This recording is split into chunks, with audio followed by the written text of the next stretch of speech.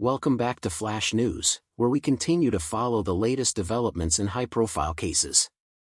Diddy's legal team seems to be deploying a clear strategy, one that aims to put the system and prosecutors on trial rather than focusing on the allegations against him. It's a strategy that echoes past legal maneuvers, most notably in the O.J. Simpson case, where the defense succeeded in shifting the narrative. The latest move in Diddy's defense is a challenge to the search warrants that led to federal agents raiding his homes in Beverly Hills and Miami. The crux of Diddy's defense is that the search violated the Fourth Amendment, which protects citizens from unreasonable searches and seizures.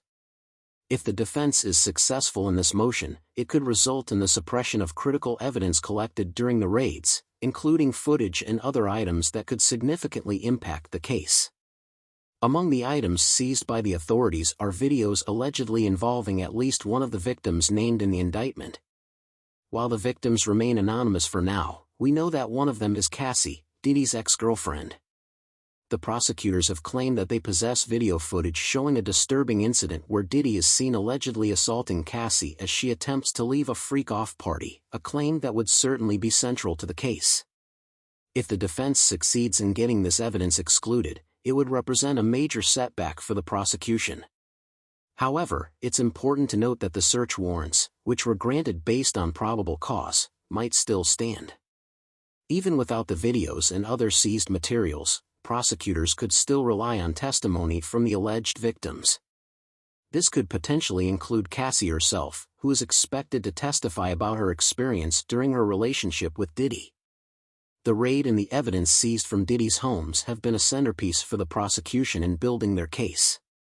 If the judge rules in favor of Diddy's legal team and suppresses the evidence, it would present a major obstacle for the prosecution, potentially rendering their case much weaker. However, this is not a guaranteed outcome. Legal experts suggest that this strategy might be a long shot. The defense argues that the search warrants were based on a grossly distorted narrative and failed to present a full picture of what was happening. They also suggest that some of the accusers may have financial incentives or even willingly participated in certain activities, undermining their credibility. Despite these arguments, the fact remains that the search warrants were based on probable cause, which only requires a reasonable belief that a crime had been committed or that evidence of a crime would be found. To obtain a search warrant, prosecutors don't need to prove guilt, they only need to show that there's enough evidence to justify suspicion. This means that while the defense may argue the evidence was mishandled or misleading, it may not be enough to overturn the search and the resulting seizures. At the end of the day, one of the most significant pieces of evidence for the prosecution may still be Cassie's testimony. Even if the videos from the raids are excluded, Cassie's personal account of her experiences with Diddy will be crucial. One of the key arguments in Diddy's defense will likely be that Cassie was a willing participant in the freak-offs and other activities. However, this narrative may be severely undermined by the video evidence that allegedly shows Diddy assaulting her, which will be difficult to explain away in court. The challenge for Diddy's legal team will be to discredit the accusers while also undermining the credibility of the evidence collected by the prosecution. The battle over the search warrants and the evidence obtained from the raids is a critical moment in the case, and it will determine whether the prosecution's case can proceed as planned. While this may feel like a significant moment, it's important to remember that this is only one piece of the larger puzzle. Even if Diddy's legal team succeeds in suppressing the evidence, they still have to overcome the damning testimony from Cassie, and that will be no small feat. Turning our attention to another high-profile figure, Justin Bieber's fans have been expressing concern over his health in recent weeks. Following a series of photos and videos that show him looking gaunt and tired, many have speculated that Bieber may be struggling with drug use. This speculation has become a point of concern, especially since Bieber has been known to battle mental health issues in the past. Fans and tabloids alike have been questioning whether Bieber is in the midst of a drug binge, particularly given his past history with substance abuse. However, Justin Bieber's representatives have moved quickly to quash these rumors. A spokesperson for Bieber stated that any allegations of drug use are completely false and ridiculous. The statement emphasized that the narrative surrounding Bieber's health was being misinterpreted and that he was in fact going through a transformative period in his life.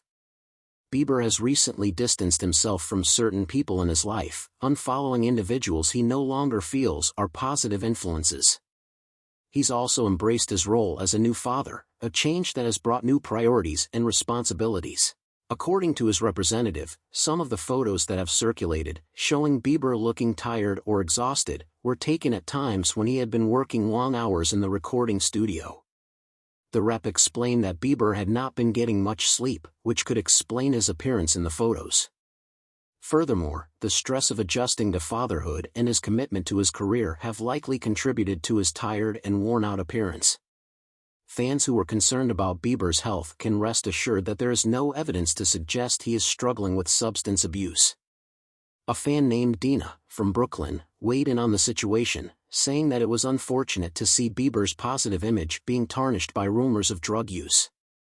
She reminded people that Justin Bieber had always been a positive figure in the public eye, and it was disheartening to see him now linked to a negative narrative. Dina also noted that she had been more concerned when Bieber had been seen less frequently in public, suggesting that fans should focus on the fact that he was out and about, living his life. Many fans have been supportive, understanding that Bieber's past struggles with mental health and substance abuse don't define who he is today.